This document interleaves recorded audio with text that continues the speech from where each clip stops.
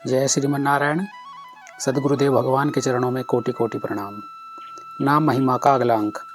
भक्त प्रहलाद कहते हैं, कलयुग में जो प्रतिदिन कृष्ण कृष्ण कृष्ण उच्चारण करेगा उसे नित्य 10,000 यज्ञ तथा करोड़ों तीर्थों का फल प्राप्त होगा।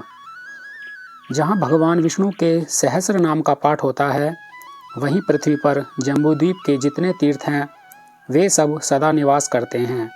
जहाँ भगवान का सहस्र नाम विराजित होता है, वहीं गंगा, यमुना, कृष्णा, वेणी, गोदावरी, सरस्वती नदी समस्त तीर्थ निवास करते हैं।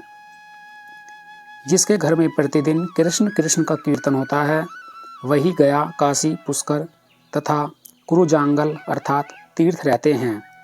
जो पुरुष एक बार नारायण नाम का उच्चारण कर लेता है, वह निश्चित ही 300 कल्पों तक गंगा आदि समस्त तीर्थों में स्नान कर चुका होता है।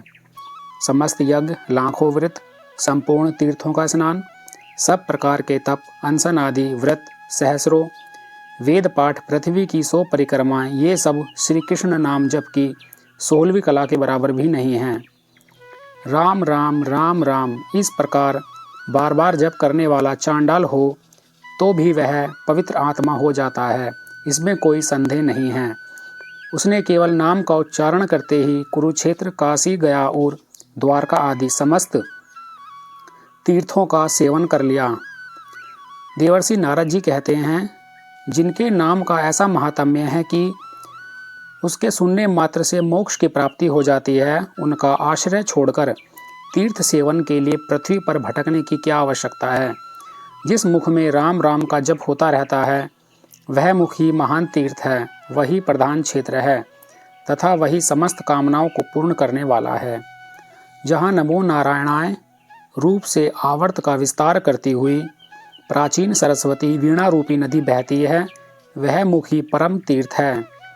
देवहूति जी कहती हैं, अहो वह चांडाल ही सर्वश्रेष्ठ है, जिसकी जीवा के अग्रभाग पर आपका नाम विराजमान है। जो आपका नाम उच्चारण करते हैं, उन्होंने तप, हवन, तीर्थ स्नान, सदाचार का पालन और वेदाध्ययन सब कुछ कर लिया। ब्रह्मा जी कहते हैं, जिसकी जीवा के अग्रभाग पर हरि ये 2 अक्षर विराजमान हैं, उसे कुरुक्षेत्र, काशी और विरज तीर्थ के सेवन की क्या आवश्यकता है। इस प्रकार तीर्थों की तुलना में भगवान के नाम का महात्म्य सर्वत्र गाया गया है। नाम की महिमा अतुलनीय है। विशेषतः कलयुग के प्राणियों के लिए तो भगवान का नाम एकमात्र परम साध्य और परम साधन है। जिसने नाम का आश्रय ले लिया, उसका जीवन निश्चय ही सफल हो चुका। भगवान के पवित्र नामों के जप कीर्तन में वर्ण आश्रम का कोई नियम नहीं है। ब्राह्मण, क्षत्रिय, वैश्य, शूद्र, अंत्यज, स्त्री सभी भगवान के नाम के अधिकारी हैं। सभी भगवान के नाम का कीर्तन करके पापों से मुक्त हो सनातन पद को प्राप्त कर सकते हैं। न भगवान के नाम में देश काल का नियम है, न शुद्धि अशुद्धि का, और न अपवित्र पवित्र अवस्था का नियम है। चाहे जहाँ, चाहे जब, चाहे जैसी स्थिति में चलते फिरते, खाते पीते, सोते सभी समय भगवान के नाम का कीर्तन करके मनुष्य बाहर भीतर से पवित्र हो परमात्मा को प्राप्त कर लेता है। भगवान विष्णु के पार्षद यमदूतों से कहते हैं, बड़े बड़े महात्मा पुरुष यह जानते हैं कि संकेत में, किसी दूसरे अभिप्राय से, परिहास में, तान अलापने में अथवा किसी की अवहेलना करने में यदि कोई भगवान के नामों का उच्चारण करता है तो उसके सारे पाप नष्ट हो जाते हैं। जो मनुष्य गिरते समय, पैर फिसलते समय, अंग भंग होते समय और सांप के द्वारा डसे जाते समय, आग में जलते और चोट लगते समय भी विवशता से हरि हरि कहकर भगवान के नाम का उच्चारण कर लेता है, वह यम यातना का पात्र नहीं रह जाता। यमदूतों, जान अथवा अनजान में भगवान के नामों का संकीर्तन करने से मनुष्य के सारे पाप भस्म हो जाते हैं। जैसे कोई परम शक्तिशाली अमृत को उसका गुण न जानकर अनजान में पी ले तो भी वह अवश्य ही पीने वाले को अमर बना देता है, वैसे ही अनजाने में उच्चारित करने पर भी भगवान का नाम अपना फल देकर ही रहता है। भगवान शंकर जी पार्वती जी से कहते हैं, राम यह 2 अक्षर का मंत्र जपे जाने पर समस्त पापों का नाश करता है। चलते बैठते सोते जो मनुष्य राम नाम का कीर्तन करता है, वह यहाँ कृतकार्य होकर जाता है और अंत में भगवान हरि का पार्षद बनता है। राम यह मंत्र राज है, यह भय और व्याधि का विनाशक है। उच्चारित होने पर यह 2 अक्षर मंत्र राज पृथ्वी में समस्त कार्यों को सफल करता है। गुणों की खान इस राम नाम का देवतागण भी भली भांति गान करते हैं। अतएव हे देवेश्वरी, तुम भी सदा राम नाम कहा करो। जो राम नाम का जप करता है वह सारे पापों से छूट जाता है। मुनि आरण्यक भगवान श्री रामचंद्र जी से कहते हैं, श्री राघवेंद्र, ब्रह्म हत्या के समान पाप भी तभी तक गरजते हैं जब तक आपके नामों का स्पष्ट रूप से उच्चारण नहीं किया जाता। आपके नामों की गर्जना सुनकर महापातक रूपी मतवाले हाथी कहीं छिपने के लिए जगह ढूंढते हुए भाग खड़े होते हैं। महान पाप करने के कारण कातर हृदय वाले मनुष्यों को तभी तक पाप का भय रहता है जब तक वे अपनी जीभ से परम मनोहर राम नाम का उच्चारण नहीं करते। भगवान श्री कृष्ण स्वयं ब्रह्मा जी से कहते हैं, जो कृष्ण कृष्ण कृष्ण यो कहकर मेरा प्रतिदिन स्मरण करता है, उसे जिस प्रकार कमल जल को भेदकर ऊपर निकल जाता है, उसी प्रकार मैं नरक से उबार लेता हूँ।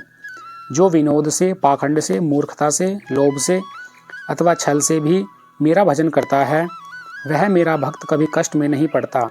मृत्युकाल उपस्थित होने पर जो कृष्ण नाम की रट लगाते हैं, वे यदि पापी हों तो भी कभी यमराज का दर्शन नहीं करते।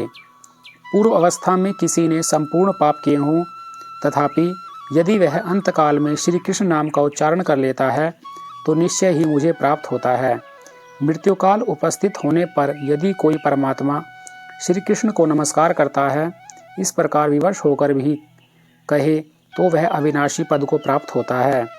जो श्री कृष्ण का उच्चारण करके प्राण त्याग करता है, उसे प्रेतराज यम दूर से ही खड़े होकर भगवत धाम में जाते देखते हैं।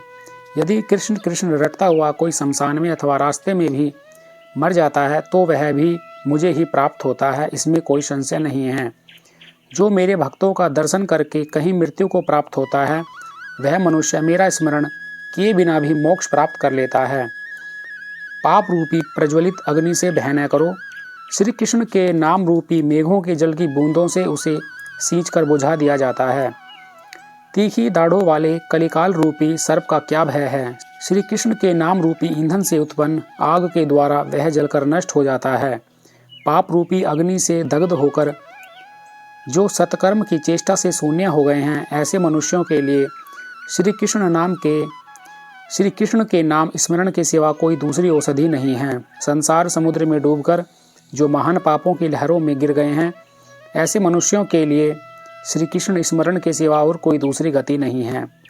जो पापी हैं किंतु जो मरना नहीं चाहते, ऐसे मनुष्यों के लिए मृत्यु काल में श्री कृष्ण चिंतन के सिवा परलोक यात्रा के उपयुक्त दूसरा कोई रास्ता नहीं है। उसी का जन्म और जीवन सफल है तथा उसी का मुख सार्थक है, जिसकी जीवा सदा कृष्ण कृष्ण की रट लगाए रहती है। समस्त पापों को भस्म कर डालने के लिए मुझ भगवान के नाम में जितनी शक्ति है, उतना पातक कोई पातकी मनुष्य कर ही नहीं सकता।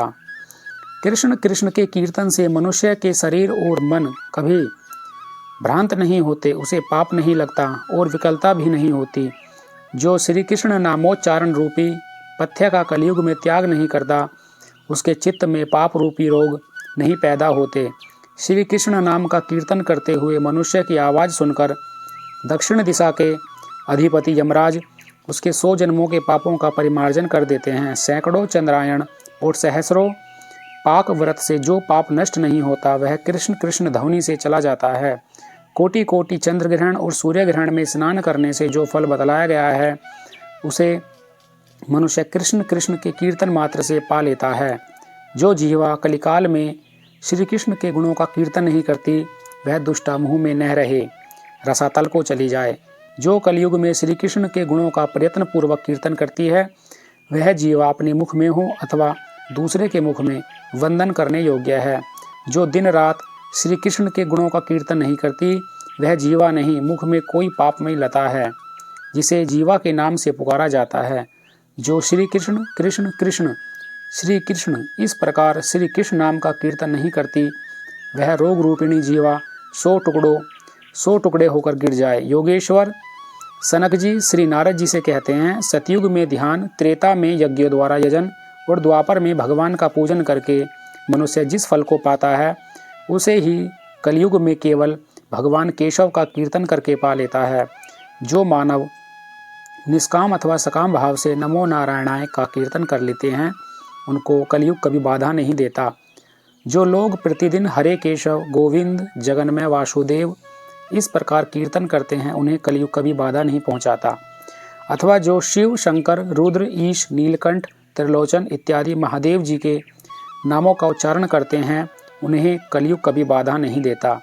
नारद जी महादेव जी विरूपाक्ष जी गंगाधर जी मृड और अव्यय इस प्रकार जो शिव नामों का कीर्तन करते हैं वे कृतार्थ हो जाते हैं। अथवा जो जनार्दन जगन्नाथ पीताम्बरधर अच्युत इत्यादि विष्णु नामों का उच्चारण करते हैं उन्हें इस संसार में कलयुग कभी भय नहीं देता। भगवान नाम में अनुरक्त चित्त वाले पुरुषों का अहोभाग्य है। वे देवताओं के लिए भी पूजनीय हैं वंदनीय हैं। इसके अतिरिक्त अन्य अधिक बातें कहने से क्या लाभ। भगवान के नाम परायण मनुष्य को कलयुग कभी बाधा नहीं दे सकता। भगवान विष्णु का नाम ही मेरा जीवन है। कलयुग में दूसरी कोई गति नहीं है।